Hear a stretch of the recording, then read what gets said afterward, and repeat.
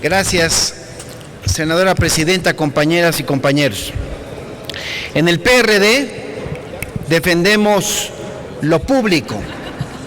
En el oficialismo quieren privatizar hasta el gobierno.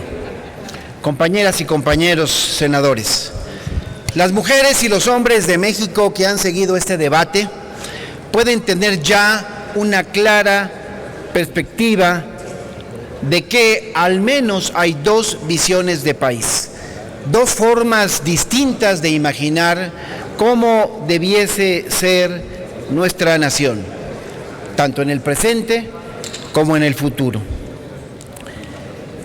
Y también, incluso, qué hay que hacer para llegar a ese destino. El gobierno federal y sus acompañantes proponen una reforma energética que se aleja del sentido común y por lo tanto se extravía en fantasías financieras y administrativas que han probado ser ineficientes para sacar de la pobreza a millones de seres humanos en el mundo. Es decir, ellos, los oficialistas, quieren tropezar con la misma piedra, a sabiendas de que el obstáculo está ahí y la caída es inminente y que además es una caída dolorosa. En cambio, en la izquierda proponemos una reforma energética que sea justa y que aprenda de los errores de otros y de los propios.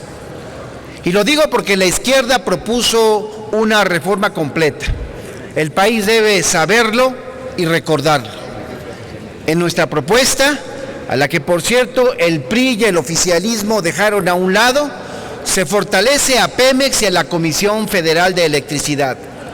Se fortalece a México y no solo a las empresas extranjeras. En la izquierda, hay que decirlo también, fomentamos las empresas, pero creemos sobre todo en el fortalecimiento del Estado. Lo más importante para nosotros es el interés general. Trabajamos por instituciones petroleras públicas, por hospitales públicos, escuelas públicas, universidades públicas, transporte público. Así, el gobierno y la gente pueden tener injerencia en su funcionamiento, por ejemplo, en el costo de las colegiaturas o en el precio de los servicios médicos. Es decir, compañeras y compañeros, en la izquierda de México todos los días nos ocupamos en lo público para que eso público pueda ser más eficiente, lo mejor posible y podamos seguir beneficiando a la mayoría de las mujeres y de los hombres del país.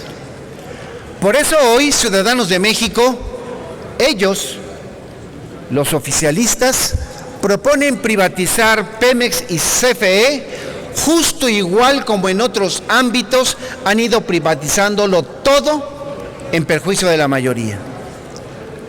Por eso, mexicanas y mexicanos, vengo a decir también en esta tribuna que los que promueven estas reformas nos dicen constantemente que la aprobación de los 4 proyectos de dictámenes obedece, dicen, a una lógica de integralidad.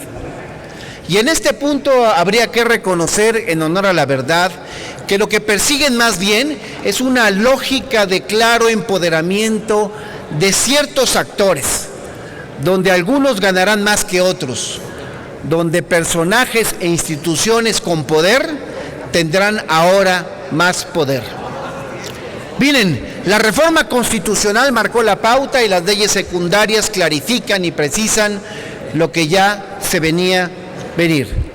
La transformación de la Secretaría de Hacienda y Crédito Público en la Autoridad Suprema del Sector Energético. La Ley de Petróleos Mexicanos y la Ley de la Comisión Federal de Electricidad son una muestra más de esto.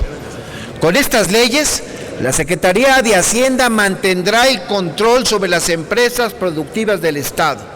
El control será menos visible, pero igualmente efectivo.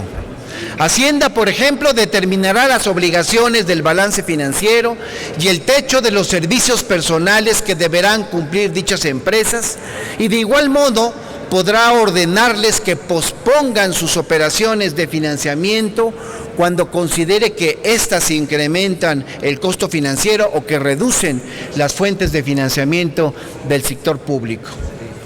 La Secretaría también determinará el dividendo estatal que tendrán que pagar cada año. Y por si fuera poco, el secretario de Hacienda tendrá voz y voto en sus consejos de administración, pero no como una opción del presidente de la República, sino por mandato de ley. Hacienda, con esta propuesta, determinará el sueldo de los consejeros y tendrá un peso determinante en el sueldo del director general.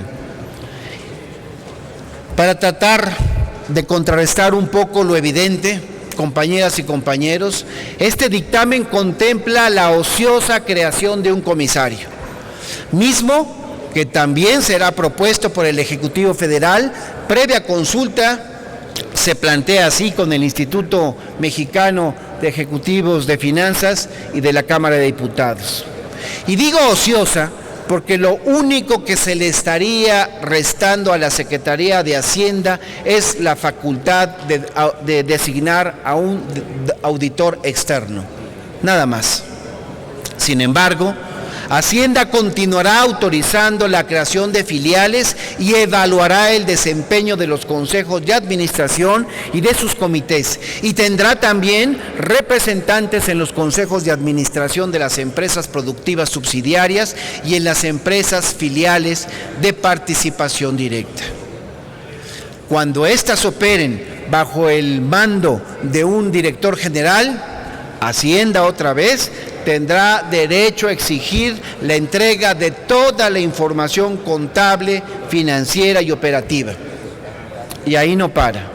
Hacienda también intervendrá en la política de recursos humanos y de remuneraciones, porque el secretario de Hacienda, por ministerio de ley, será miembro de los comités que se encargarán de esas cuestiones.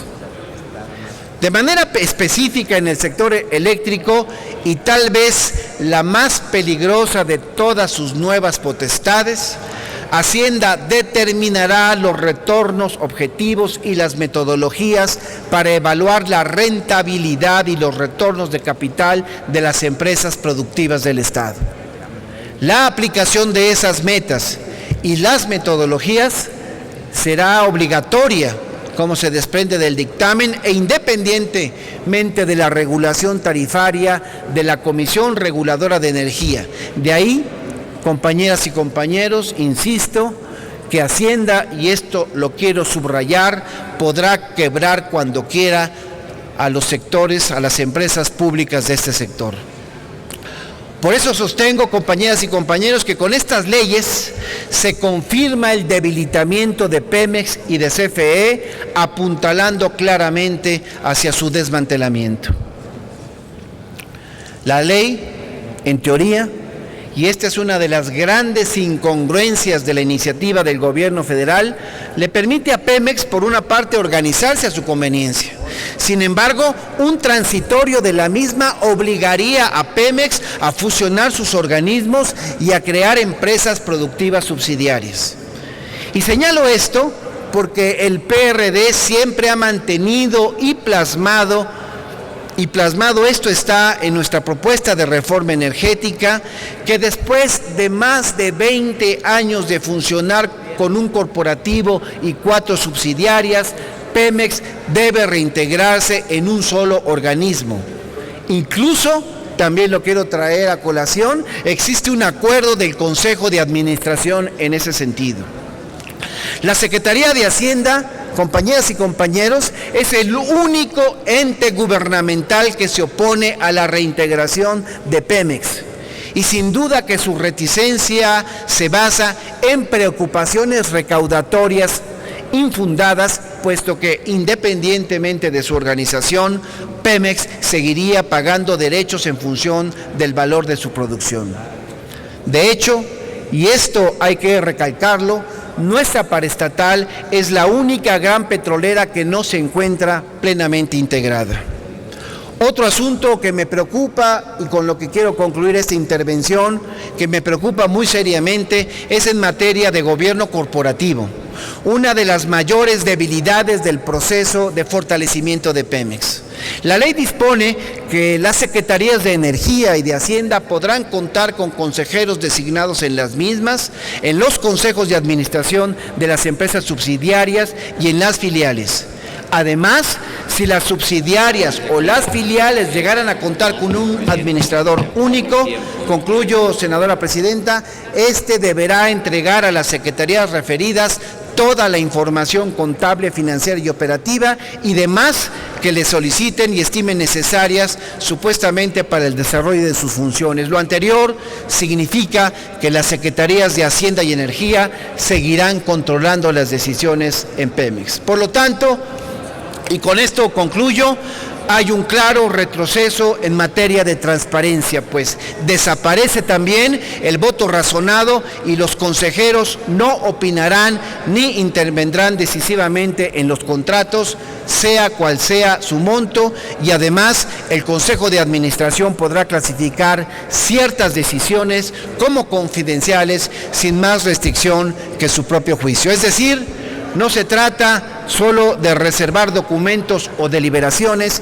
sino de decisiones mismas del Consejo. Esto y muchos otros temas más son los que nos obligan una vez más a insistir que no estamos de acuerdo en las propuestas que presentan las Comisiones Unidas y por lo tanto hemos presentado, senadora presidenta, compañeras y compañeros, un voto en particular en rechazo a este dictamen. Gracias. Gracias, senador.